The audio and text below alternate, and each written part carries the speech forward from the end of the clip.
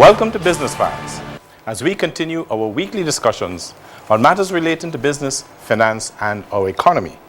This is our first program for 2010 and the start of our third season.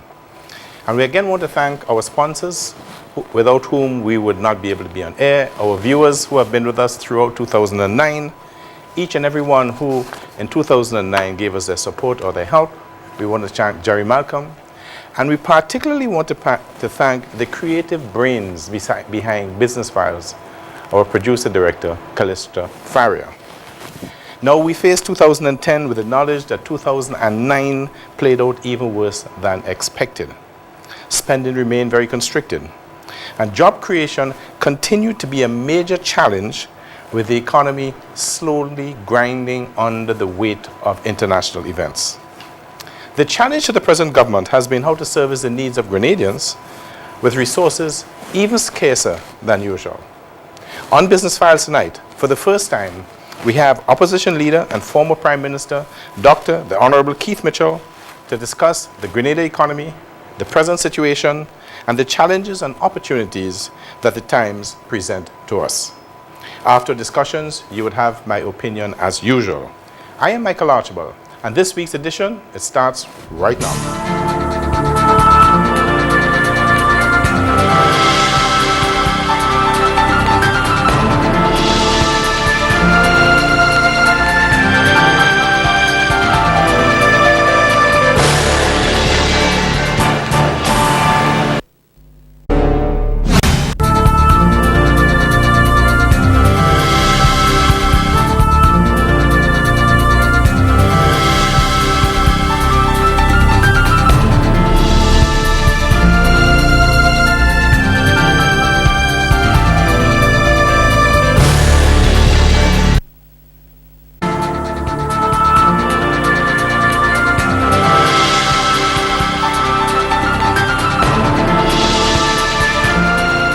We began 2009 with a drumbeat of bad news from the international community.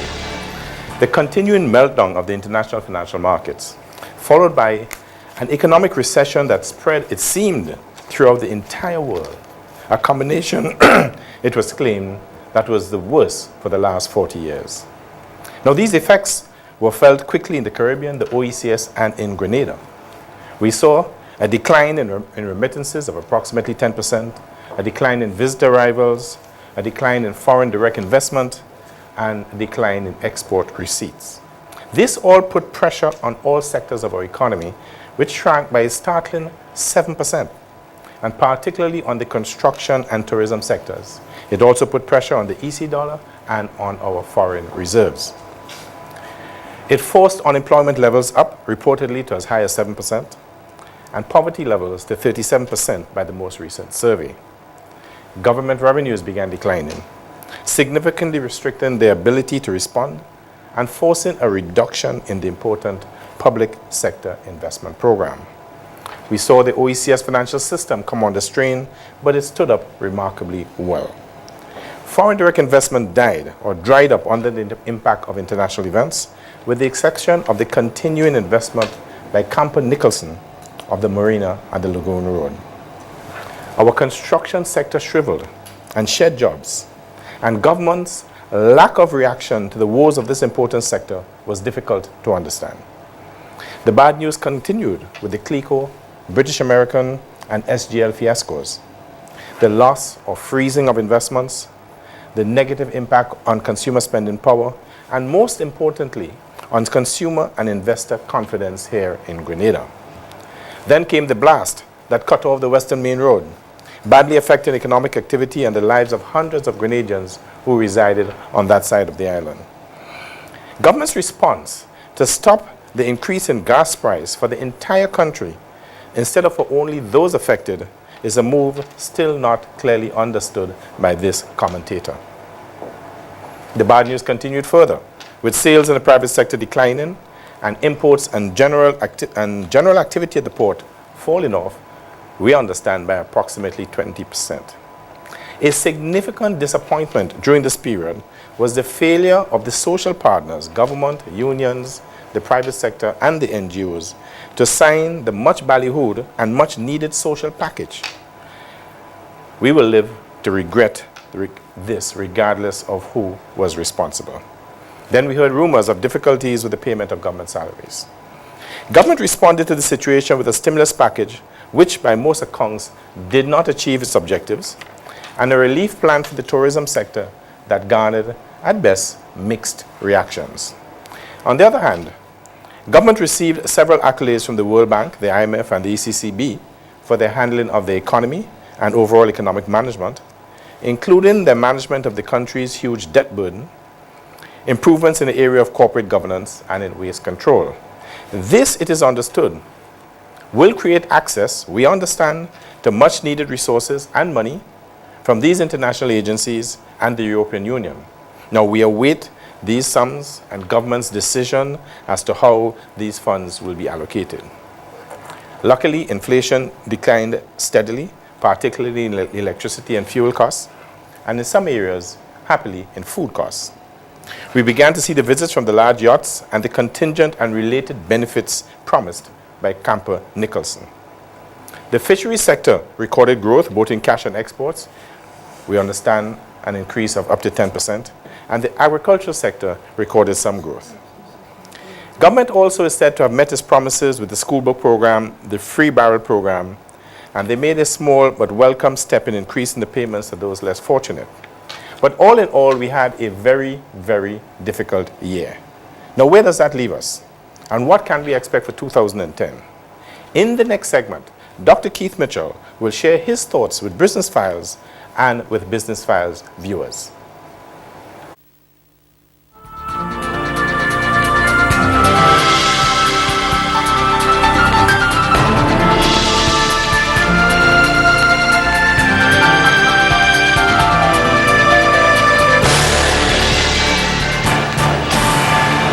Business Files, and I'm your host, Michael Archibald.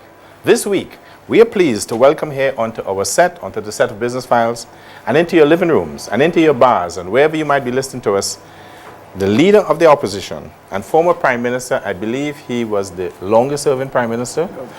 By far. Dr. the Honorable Keith Mitchell. Dr. Mitchell, we are pleased to have you at Business Files, and welcome. Well, it's good to be here, Archie. Dr. Mitchell, let's start the discussion by looking back on your last term.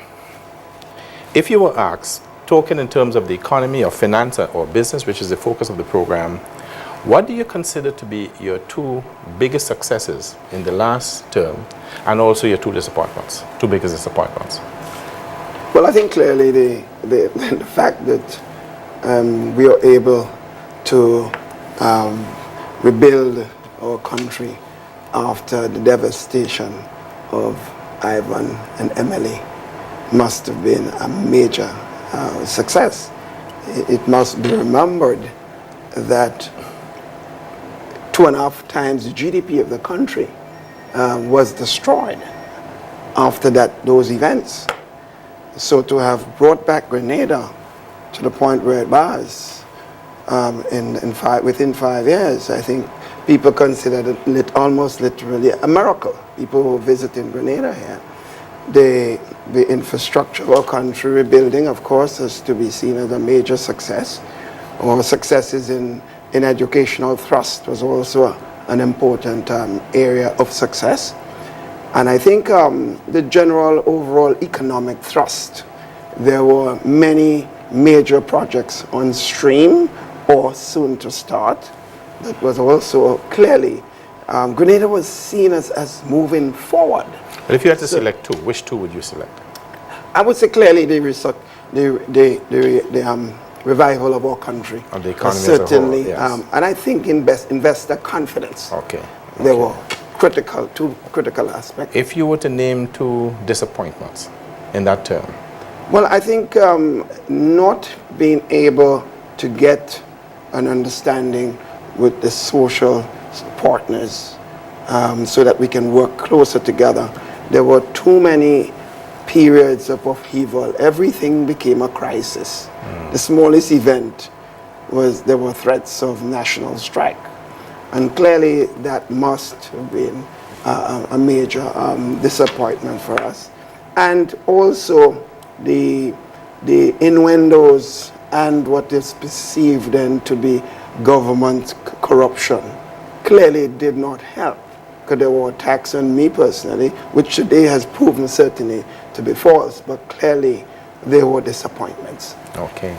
Taking a step forward now into the present situation, give us your take in just a few minutes on the current financial and economic situation in the country. Well, I clearly, I think you captured it reasonably well when you state this present state of affairs. I don't necessarily agree with the reasons for it. I think the IMF team, 7-member team, when they met me couple months ago, characterized the present state of the economy as catastrophic. And that was, in fact, said that the state is worse than it was after Ivan, and that was significant. So clearly, the present state, we are in a very difficult state of affairs as far as the economy is concerned. And I think alongside this is the question of confidence level. The level of confidence in the country has dropped dramatically. You're talking about the confidence of the individual Grenadian, the consumer, the investor? The investor and Grenadians, because don't forget, they go hand in hand. And of course, there are clearly reasons for that. So there were, the average person in the country has been affected in terms of initiatives, because I know there are a number of people who are inclined to look at expanding their homes or building new homes because of what is perceived of the lack of confidence where the country is heading. People have put almost everything on hold. So we are facing a serious issue of confidence, a crisis of confidence in the country at this particular time. And that, as you know, as a person involved in business over the years, Archie, that is a critical factor in any serious improvement in economic activity in the country. I want to go back to your reference to the IMF, because I read one of their releases in which they were, in my mind, quite complimentary to the government on the management of the economy. And they compared the impact of the international meltdown and the economic woes of the world and the impact on Grenada with Ivan and the impact of Ivan. Yes. And I thought that was a very strong statement. But you put it slightly different. No, I don't know what they told me. Okay. Okay. That's what they told me. Remember, the IMF is an international institution controlled by the shareholders. Yes. And its language is always softer on paper than they probably will be elsewhere. Right. I did consultant work for these international institutions before, so I know the mandate was given to us when we went out. Right. So you have to understand the language. But remember this, the IMF and World Bank and so on were also very complimentary to our government.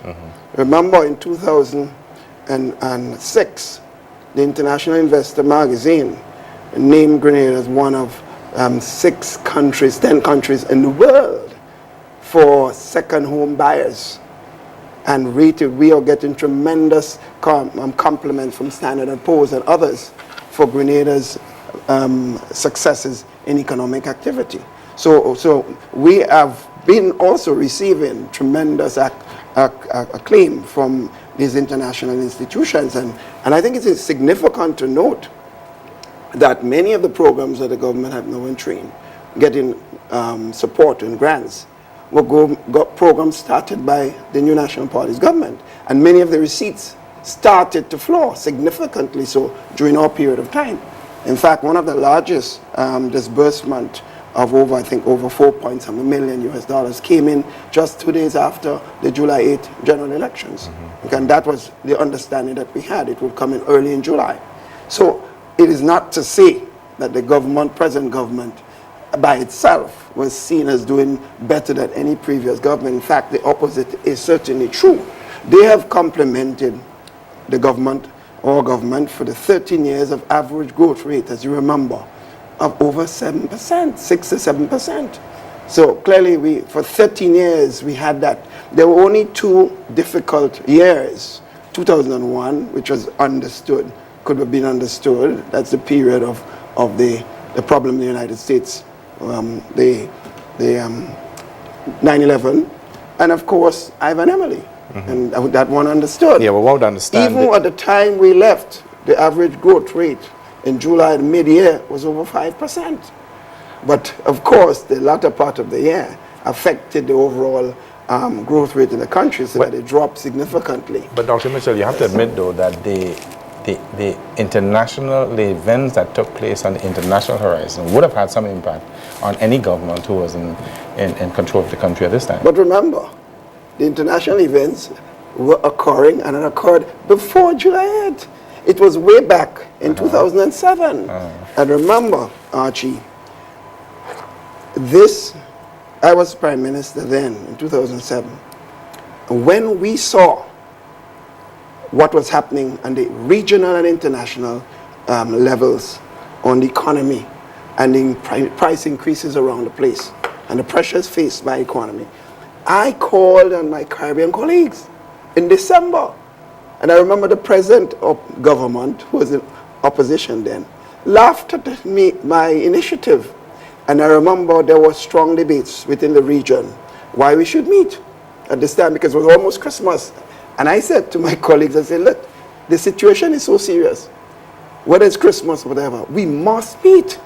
Because I had seen down the road the problem, because it started to emerge. But so you're saying that the present government did not read the tea leaves then? They did not see what was happening? Well, they did not support the initiative, and they did not appear that they were seeing. I can't say they did not see, because my own perception, that's political posturing. Everything that the government then did was opposed by the opposition, because it was about getting votes. And they were blaming, for example, as you just said, prices have dramatically decreased internationally in many of those items. At the time I was talking about, milk price was way above what it is today. Sugar, rice, all these prices. So there was tremendous problem with prices internationally. I'm not talking locally. But we had a worldwide increase in all sorts of prices. Well, I'm saying he's not even called a shock by some. Well, I'm just trying to say now that the problem existed before, even more significantly than it is today. Before the new government took power. Right, that's the point. And I'm saying the leaders agreed finally with my initiative, and we met in Guyana. And we came up with a number of initiatives. And I was clearly well involved in those initiatives. And that is when we came back and we started the food basket, because it was said, and the international community, the World Bank, IMF, supported the initiative. We started a transportational support system, because you must have your children going to school. And we took a number of initiatives, right? We started with the private sector group, the people investing here. And we said, look, we have to go the extra mile, because we must make sure that we get private sector investment, and we want you here even more so now. You're talking about foreign direct investment, or foreign local and local? Both, because they can't be separated. They can't be separated. Investment is investment. And I think that is where this present government has fallen short. Okay, we're going to spend some time. We're going to spend some time on that foreign direct investment. Yes. How do you categorize, or how do you rate the government's response to the present situation? Has there been any? Well, I don't think if you want to, in fact, if anything, well, there was not a stimulus. You had also... If I understand the meaning of stimulus well... Well, my position on the stimulus package is well known. But also there was a plan for the tourism sector that garnered mixed responses. Let me say this. First of all, there were no stimulus. If you understand what a stimulus is, it certainly was not. There were some haphazard moves, which certainly fell dead in the water. But I think you will have to realize this. The government, in a time where there appeared to be international financial contraction, would have to be even more careful in its relationship with people coming here to invest. What did the government do when it came in? There's no miracle. The government started talking about they want to review all projects, all concessions. But doesn't every government do that No, when they no, come no, in? no. I didn't do that in 95. No. But isn't it fairly standard No, no, when no, you no, come no. into power? No, not at all. I didn't do that. And you have to be careful. The minute you say to someone, the two statements were made. I want to review our concessions, and there were campaign issues that we were too lenient or too free with concessions. And also, they were stating most of the projects that we were involved, there were corruption issues. And people were, in fact, characterized as being corrupt by their involvement with this government. So it was not just a question of reviewing projects. It was a question of saying to people, we do not believe that you are honest in your dealings with Grenada. And that it automatically brought in some sort of shock waves on the part of the private sector. So I asked the question, look at the great famous Grenada Grand Beach project. Up to today, our beloved Prime Minister keep describing the Grenada Grand Beach project as a corrupt deal and something that he would never be involved in. Well, let me say this. That sent a very negative signal. Yes, because do you know, Archie, that the press in London and Europe, from press came to Grenada to investigate what they heard was a corrupt arrangement between myself as the Prime Minister, Hamilton. Not Hamilton, and also the Governor General. They put him, you remember that famous front page in the famous newspaper? Right? They came here to investigate. They had one side of the government saying there was no corruption, but they had people close to the Prime Minister, and today the Prime Minister himself saying they perceived it as being sleazy. So clearly, that poisoned Hamilton's family. I can accept. That poisoned the atmosphere. I can accept that. And that created. But would you accept, though, that the international events also had an impact on foreign investors? If you have been listening to me. So you have two shocks then? No, that's exactly. If you have been listening to me, you would hear me say consistently to imply, and I told you so already, that what I saw coming, I had this meeting with the regional leaders. So I've accepted that. Okay. But I said, knowing that you had an external problem, you should be even more careful. That is the point I think we are missing. And the government is certainly not understanding this. Because up to today, you got people on the government side still talking about negative things said about investors still in the country. You got people close to the government still attacking the Port Louis project.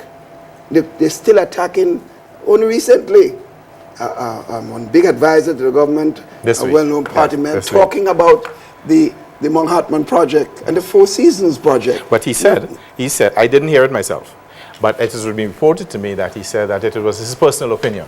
Yeah, How but do you react to that? His personal opinion was also supported by a number of members on platform and private conversation and publicly on the government side. So you're saying that all these things, therefore, discouraged? Well, there's no question, Ajay, you've been in banking. As I said, confidence is the most important factor in business development. And I want to say this before you cut off. I want to say this, that the budget's coming up. Yeah, we will talk about that. On Monday 18th, I will be talking about this. This is Business Files, and we will be right back with the opposition leader.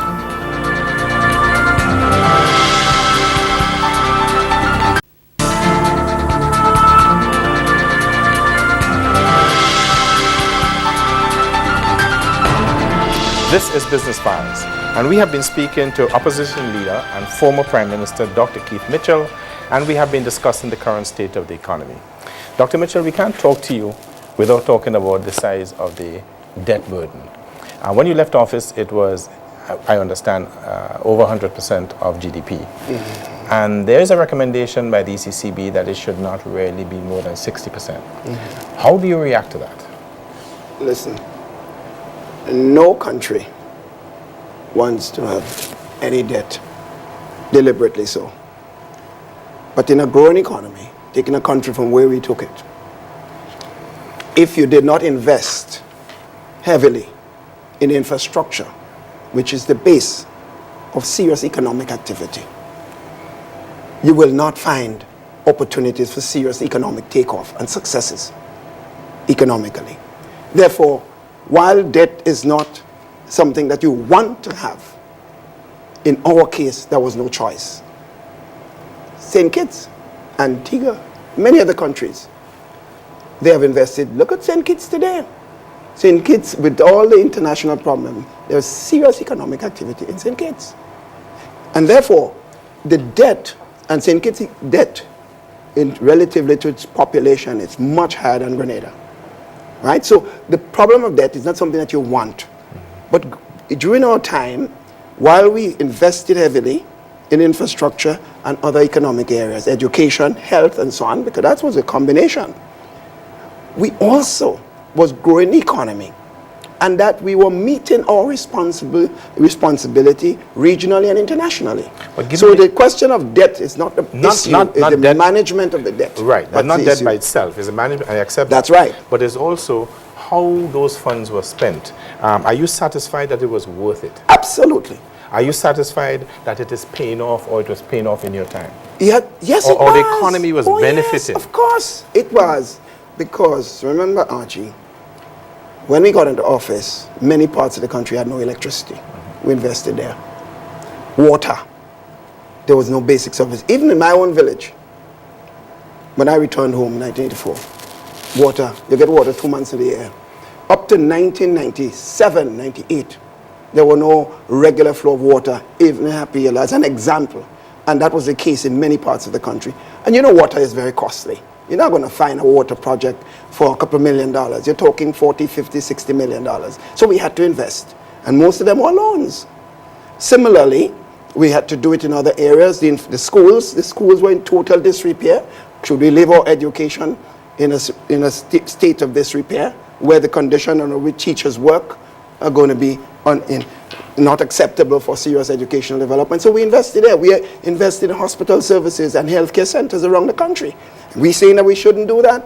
I am saying the debt went in those particular areas. And if it went so, and we're preparing the country for the economic takeoff, any government, like we did, is saying, look, let us use that investment to now propel the economy forward. And we were doing this. And it's because of that attraction. You think if we didn't have electricity in Livera, as we did put electricity in Livera, that you will see a major hotel project for the north of the country? You wouldn't see that.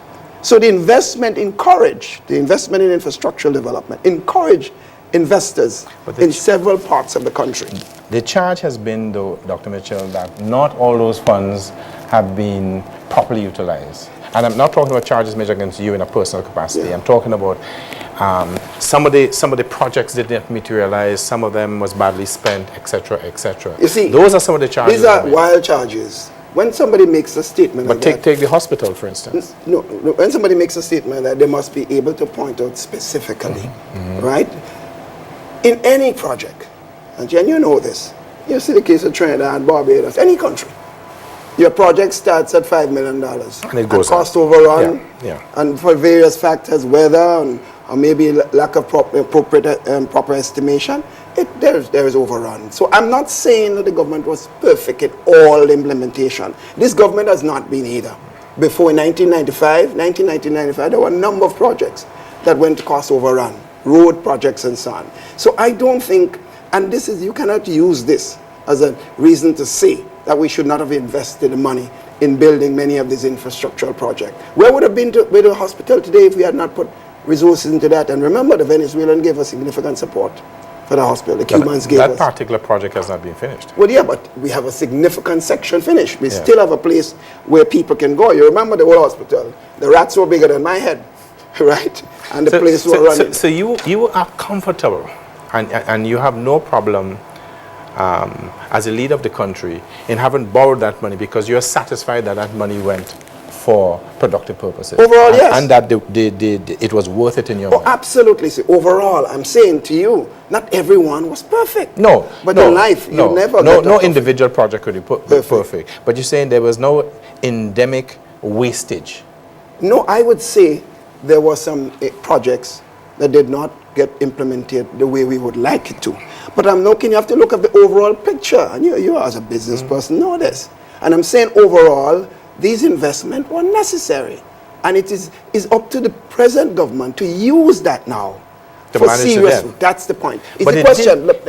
It did though hamstring their ability to respond in the present economic circumstances. Let me say this. I don't believe that is the fundamental reason. Go ahead. Because let's face it, in the face of what the government is facing with, look at the kind of expenditure, the way they are spending monies. Look at the money's being spent on new furniture and traveling excessively by ministers. The priorities, my own view, is something that you have to watch. Because clearly, look at the excessive increase in personnel in the public sector. You know, I want to talk to that specifically because I think that is crucial. The government says it is hamstrung, yet, and I will speak to that in the budget, yet you see tremendous increases in public sector hiring job for the boys.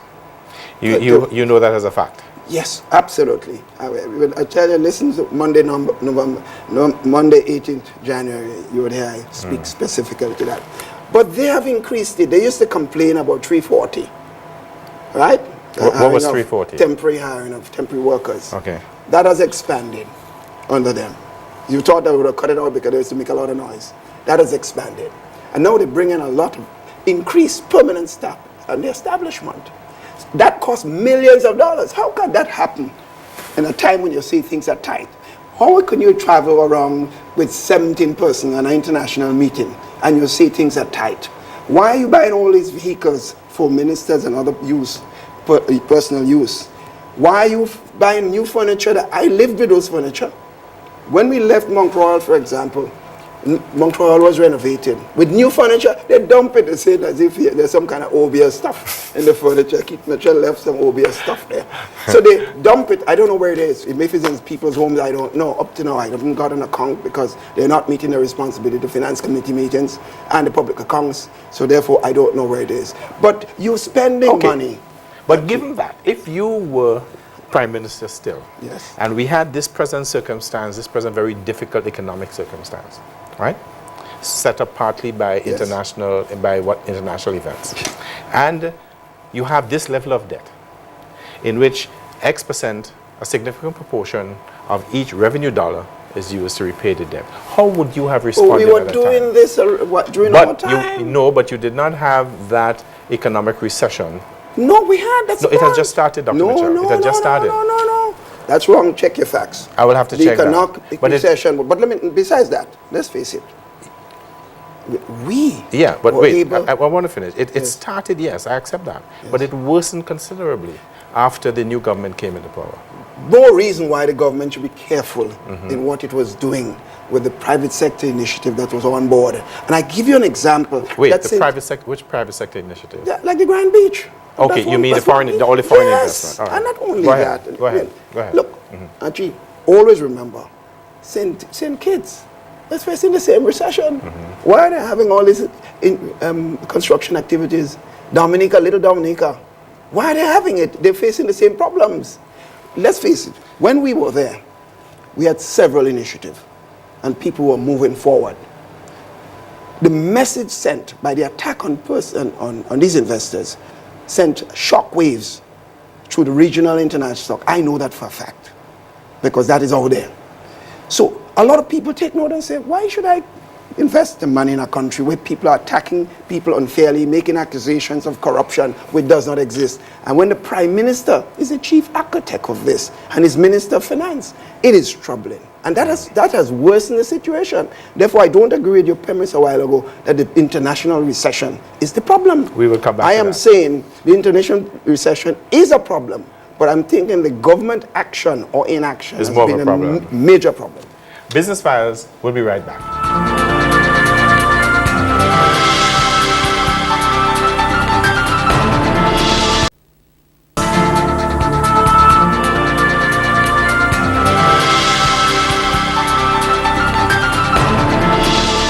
This is Business Files, and we have been speaking to opposition leader and former Prime Minister Dr. Keith Mitchell about the present economic situation in Grenada and lately about government's responses to that economic situation.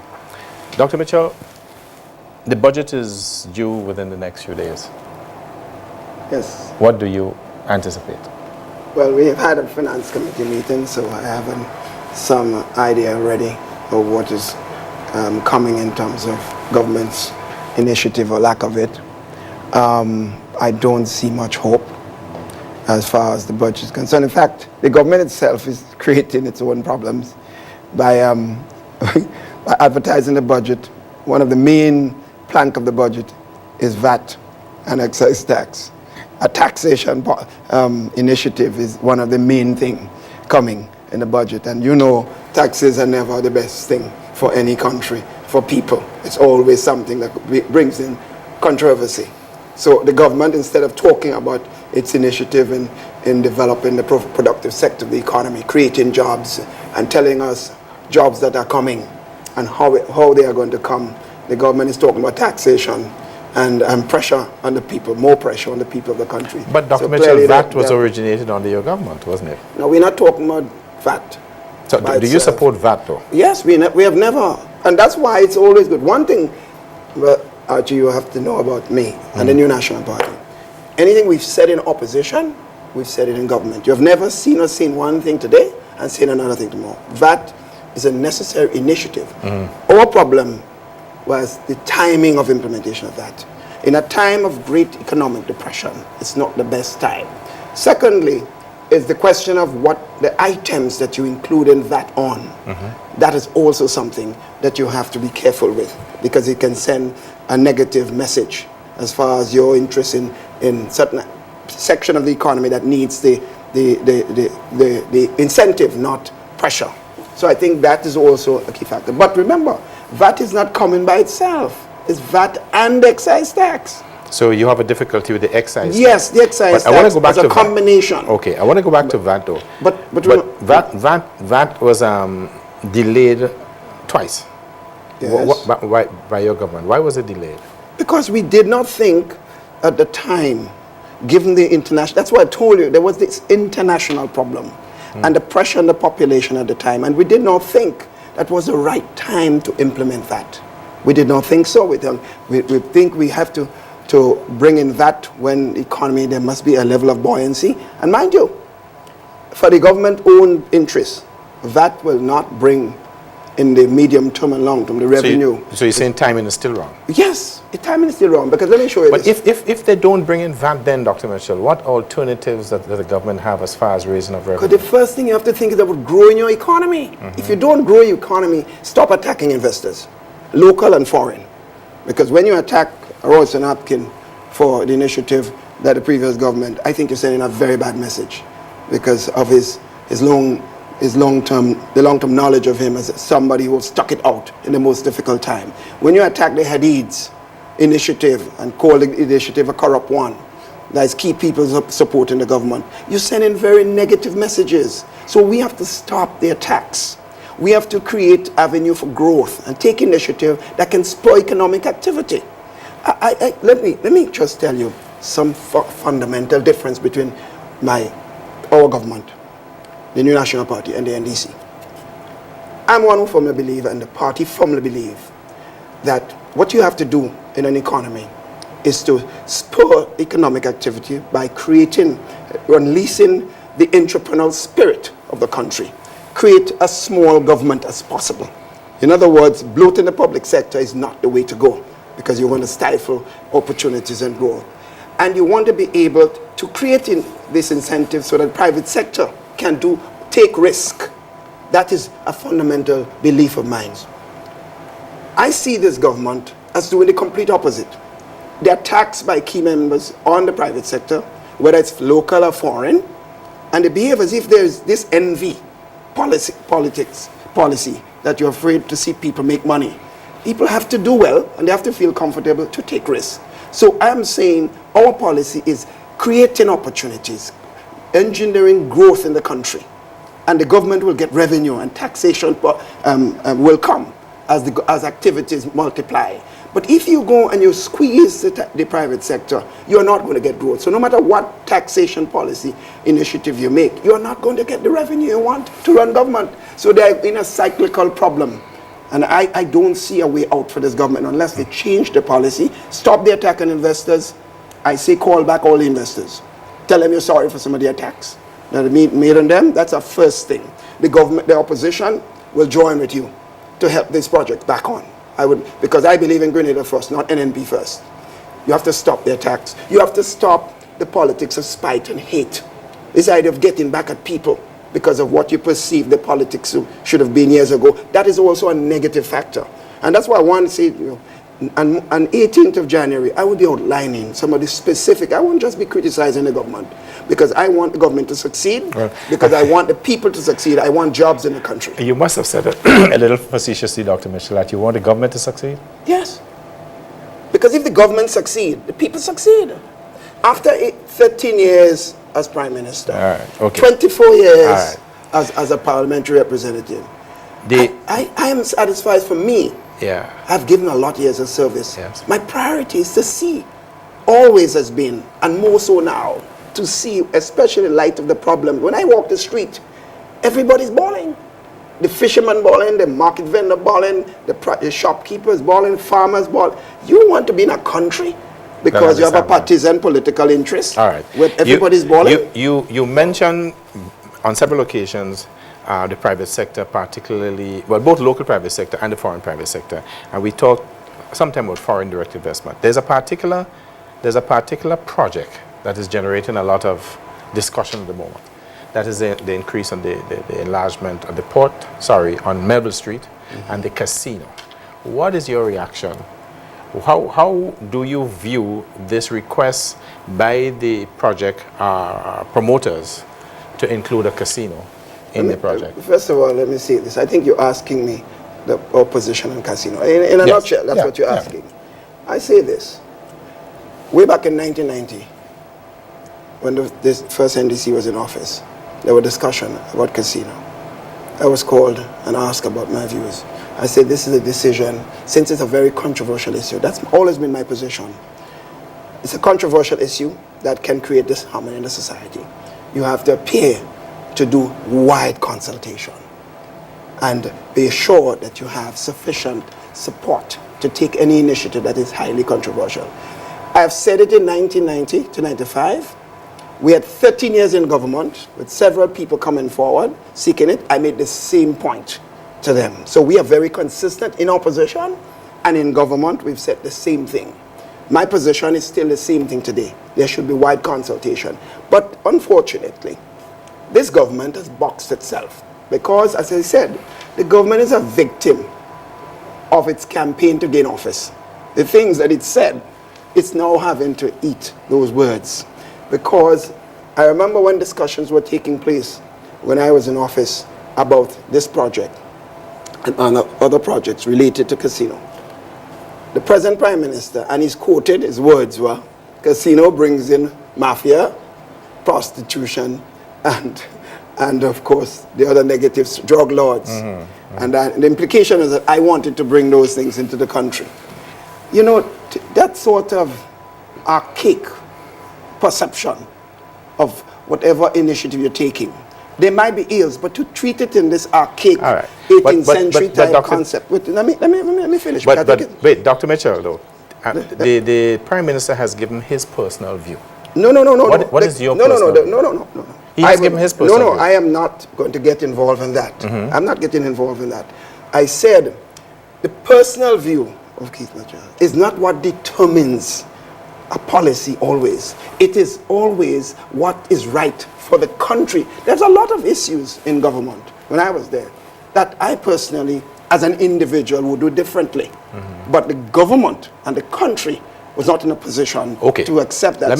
What is important for me is to state what the party's position. Well, I'm coming with not Keith Mitchell's position. I'm coming with that. If you were your party was in power then, will that be a project that you be prepared to take to the people to get their reaction? I've repeated what we done. Repeat it for me, Dr. Mitchell. No, I've said this is our process that discussion would have been held with the various sectors of the society. That's what we said. But I want to say this, why we are in this quandary right now. The present Prime Minister made those statements. And what did he do? He sits in cabinet and comes up with a conclusion to set up a committee to investigate. You see the court of Mama Guy that's going on in the country? To investigate the possibility of bringing drug lord, mafia, and prostitution in Grenada. To me, that's a total contradiction. And then he comes out, while his committee has not even started working, he comes out and he said, not on his watch, they will never see casino. Let us stop the Mama Guy. Let us be honest, state our position, and you're chairman of the cabinet should not be making conclusion on an issue where you perceive that is not acceptable. Your position you cannot come out publicly stating a position opposite to that of your cabinet. When you do that, you're sending clearly a terrible message. But cabinet has not, as far as I know, cabinet has not stated a position. Cabinet has stated it's just the prime minister. No. The cabinet has stated his position. The cabinet, they had long consultation. You read the release from Zublin. Long consultation on the issue, and cabinet appointed with the chairman sitting there a committee to investigate the possibility of bringing. So that was the cabinet conclusion. That's the cabinet. So and at the same time, the prime minister made this. While the committee is not even started its work, the prime minister has come out with his own position, saying that not in his watch. Well, then why did you set up a committee in the first place? I think what you have to realize is that, you see this issue of confidence, and this me speaking one thing here, saying something tomorrow, one minister saying something, another minister, that's confidence. And business cannot exist until there is a perception of confidence in what is happening in the country. And that must be a major factor in what we have in the present situation in the country. Right. Given all that you have said, what do you see for the next year or two? What is the future? Unless the government changes its course, I see more problems for the country. More joblessness, more hopelessness in the country. And that is not going to be good, because that will, in fact, have implications for social order. So I cannot want that. So I am appealing to the government to stop the politics of hate and spite, stop the attack on investors, rein in its political activists, tell them, boy, listen, or girl, listen, we said this in opposition, but we're now in charge of the country. We cannot behave as if we now in opposition. I think that's the first message. But the Prime Minister has to be clear and strong and united with his team to give that message. I think that's the first priority. They now have to invest more in the productive sectors of the economy, whether it's agriculture, tourism, manufacturing, and any other areas. And I am saying to you that whatever initiative the government takes that will create jobs, create opportunity, and increase investment, I will support. Because I think it's absolutely necessary to make sure that people feel comfortable in the country. I am not comfortable with what I'm hearing in the country at this time. Things are too bad, people are losing hope, and anytime people lose hope, anything can happen. What does the future hold for Keith Mitchell? Keith Mitchell is a man at peace with himself. I was attacked in the most vicious way in certain quarters when I was in government. It does hurt to be told that you did something terrible when you know that you did not do it. And clearly, in a way, the Almighty God has his way of doing things. He says it's time for you to rest. It's because he knows the pain that I was going through and members of my family. So, coming where we are now, and the feeling that many of the things, and most of the things that were said were not true, and people now seeing it, to me that's a tremendous relief for me personally, and I'm a satisfied person. So my thing, and I've said it over and over in recent months and last year and so on, my biggest objective in life is not being back as Prime Minister. If that happens, so be it. If that's my role, I would not object to it. But the biggest thing I want to see for our country at this time, peace and order, opportunities and development and hope for the country. If that comes, I am going to be very satisfied, even if it means that I am no longer in government, because the people blessed me through God to have confidence in 13 years. Don't you remember? I have served as Prime Minister 2.5 times longer than the next person in terms of time. So how could I be upset and not happy with the people and myself? All right. So I've been given a gift, and I'm a happy and satisfied person. But I'm not happy with what's happening in the country. I'm not happy with the hopelessness, particularly the poor and vulnerable people outside it. Let me close by asking you this. If you had to take, and I'm coming back to the economy, economic activity, spurring economic activity, if you were still in power, and you had to take 3 clear actions at this point, given where we are, what would they be? Tell you the first thing is this: local investors and private. And foreign investors. Yes. I would get them back in and get my team in and say, look, we all are together in this. We must provide confidence. We must stop the attacks on investors. And we say to them, forget what has happened. We want to move forward. I think this is crucial. So that's one. That is clearly number one. The second thing is you've got to provide more hope to the ordinary folks outside there. You've got to provide more opportunities for the... How would you do that? Creating jobs. The government has to invest more. You see, we don't have enough time. But this idea of taking everything the IMF tells you to do it's fundamentally flawed. The IMF can tell you that you can't spend more than $100 million in capital expenditure. Well, the IMF, as I told them once in 2006, and some of them are people I know, I said to them, look, I understand where you're coming from because I did consulting work before for the same institution. But remember, when you leave here and you go back to Washington and they start to stone me in Grenada, you just say they're sorry for Keith Mitchell. The people of Grenada is responsible for electing the government, not the IMF. And they have to send a message clear. While we respect them and respect their role and know it's important to send the right message, we cannot take everything they give us, lock, stock, and barrel. I accept that. But you said create more opportunities. But can you be more specific? No, I say you have to invest money more. Invest in the productive sector. Yes, and you have to create more jobs. We had a lot more in agriculture. I think you have to do a lot more there, clearly. You can't have giving a farmer a bag of fertilizer. You can't do that. We used to import over like thousands of bags of fertilizer, and we were still criticized. And the government then was saying we shouldn't sell it at all. When they came into government, what did they do? They increased the price. And they never bought. They hardly have been buying any fertilizer of the farmer. So you have to do some more there. All right. And the third thing? You have to restore a lot of the safety nets. Because people are hurting. People coming to me, Archie, unlike when I was in government, people used to come to me in government. You know what they're coming for? They're coming to ask to help them to fix their house, or the children want to go to college and they need some help, so government initiative. Now people are coming off the streets. I'm not working, literally so, because what they pay me as opposition leader, you could hardly buy gas with it. So people coming to ask me for money to buy bus, to free bus, to go to work, or to go to looking for a job. They come in to ask for basic medical support, because there's no program in government where they can get help when you're sick, and man's life is the most important thing to him. I'm saying you must restore the safety nets. And the other safety nets, we don't have the time to go through it. I'm saying if the government had kept many of the initiatives that we had, I think you would have seen less pain outside there. The government would have less political pressure. And I want to make one point before I close this. I think the government priorities is flawed. The government takes millions of dollars and spends in school books to give everybody free school books. Archie, let me say it here today. I know you, and you know me. The government should not give you or me free school book for our children. We could afford to buy books for a child. The government cut off uniform allowance on the poor people, and it gives free books to people who can send their children to private school. I'm saying this as a politician. You know why? Some people might not be happy with me, but I think it's morally bankrupt. Would you stop that program?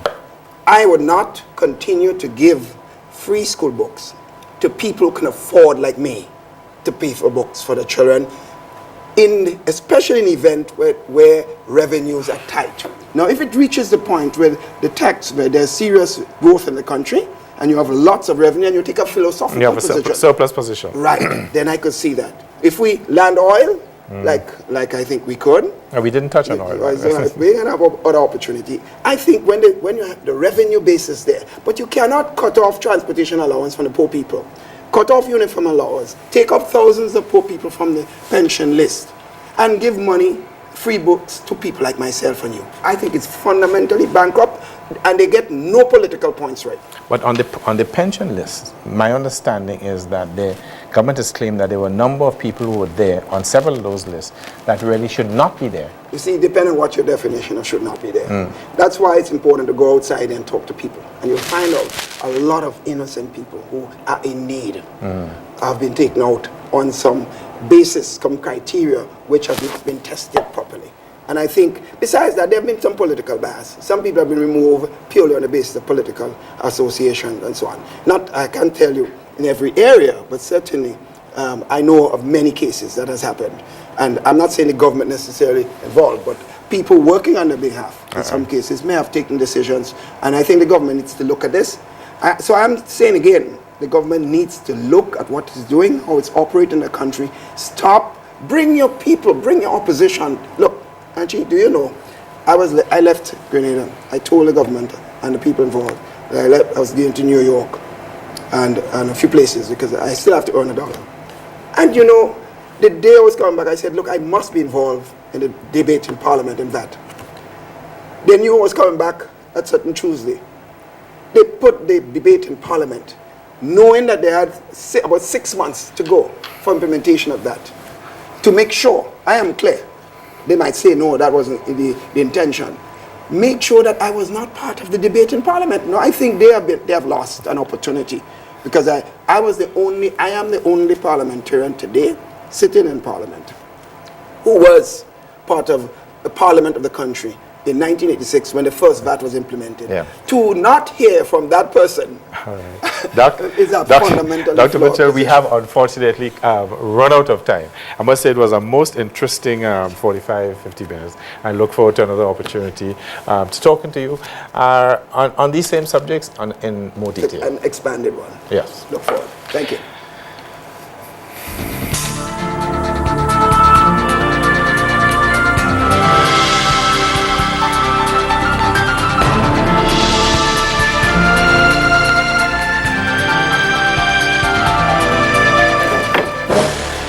I have just spent a very interesting few minutes with Dr. Keith Mitchell, and he was his usual articulate and confident self, and outlining his own thoughts on the current situation in Grenada, both as he sees it and under the present government, and what he would do if his party was still in power.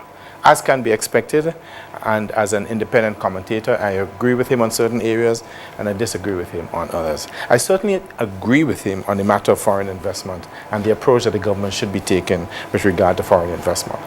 I think, and I have said that to government officials, that I think their message is mixed and not clear, and the message should be very clear and it should be unambiguous. And I think that continues to be a major problem here with us in Grenada. He did not, in my mind, specifically state his position on casino gambling. He mentioned what his party would do. In my opinion, I would in fact allow casino gambling under the same conditions that we have in St. Kitts and St. Lucia, in Cayman Islands, in the Bahamas, because as far as I'm concerned, there's no empirical evidence that it destroys or negatively impacts on our economy. I am one who thinks that the moral argument has not been convincing, and in fact, I think part of that argument is quite hypocritical. We did not get into OECS economic integration, and I'm sorry because I wanted to discuss that with Dr. Mitchell. And his responses on government debt, I still have my doubt there as regard to the size of the government debt and whether all that money was used in the best possible way. The future outlook, I see recovery as being slow, not happening before mid-year, and real growth only in 2011, and a lot of that has to do with the recovery into the international sector, the recovery outside, and what that can bring to us here in Grenada. I agree with Dr. Mitchell with regard to confidence. Confidence needs to be renewed. Confidence in our local private sector, confidence in the average Grenadian, confidence in our investors and in our consumers. We have a serious lack of confidence at this point. I hope, however, that some lessons have been learned from what has happened to Grenada in 2009, and also from my discussion with Dr. Mitchell. On a personal level, the need for savings, for emergencies or for hard times, proper planning, personal financial planning, the need to constantly improve our skills, our skill level, our education, I think that has been brought home very forcefully. I have no doubt, however, that the resilience and common sense of the Grenadian people will take us through what I perceive will be another difficult period, with some scars.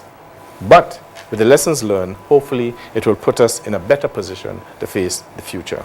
Remember, a 1,000-mile journey begins but with one step. And with that, Business File says good night for another week.